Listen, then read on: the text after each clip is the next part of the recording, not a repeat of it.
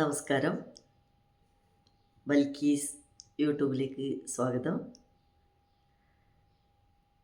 പക്രുവിൻ്റെ 6ാം episode ഇവിടെ തുടങ്ങുന്നു.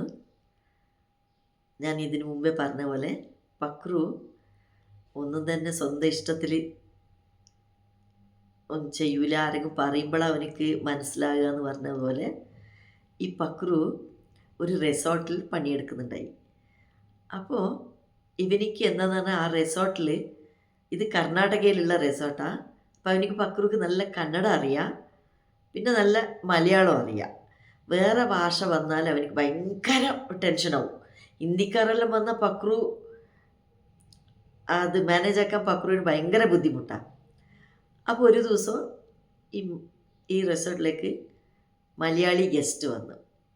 പക്രുവിന് സന്തോഷം പറയേണ്ട. അവരെ ബാക്കിൽ തന്നെ അത് വേണോ, ഇത് വേണോ, മറ്റത് വേണോ, നിങ്ങൾക്ക് അത് കാണാനുണ്ട്, ഇത് കാണാനുണ്ട്, ഇങ്ങനെ പല സ്ഥലങ്ങളും എല്ലാം പറഞ്ഞ്.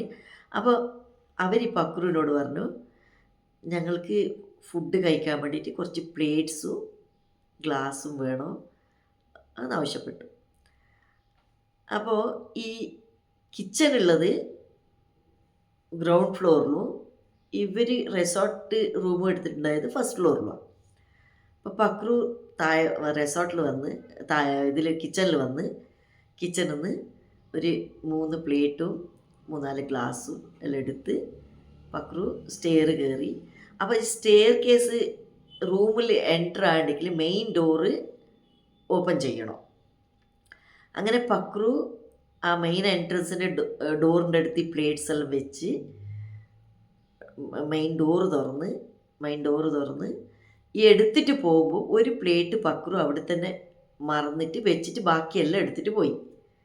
അങ്ങനെ പോയി അവർ നോക്ക് ചെയ്ത് അവർക്ക് ഈ പ്ലേറ്റ്സ് എല്ലാം കൊടുത്ത് തിരിച്ച് വരുന്നേരം പക്രു സ്റ്റെയർ കേസിൻ്റെ എൻഡിൽ ഈ പ്ലേറ്റ് കണ്ട്. ഈ പ്ലേറ്റ് ഒന്ന് പക്രു നോക്കി, ഈ പ്ലേറ്റ് എടുത്ത് വീണ്ടും പോയി ആ ഗസ്റ്റിൻ്റെ റൂമിൽ നോക്ക് ചെയ്ത് ഈ പ്ലേറ്റ് കാണിച്ചിട്ട് ഗസ്റ്റിനോട് ചോദിച്ച്, ഇത് നിങ്ങൾ വെച്ചതാണോ സ്റ്റെപ്പിൻ്റെ മേലെ പ്ലേറ്റ്?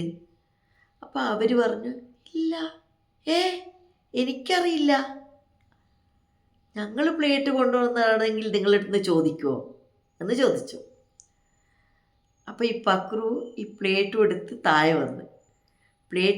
താഴെ വന്ന് അവിടെയുള്ള ഒരു സ്റ്റാഫിനോട് പറഞ്ഞു, ഞങ്ങൾക്കൊരു പ്ലേറ്റ് കിട്ടി എന്ന്.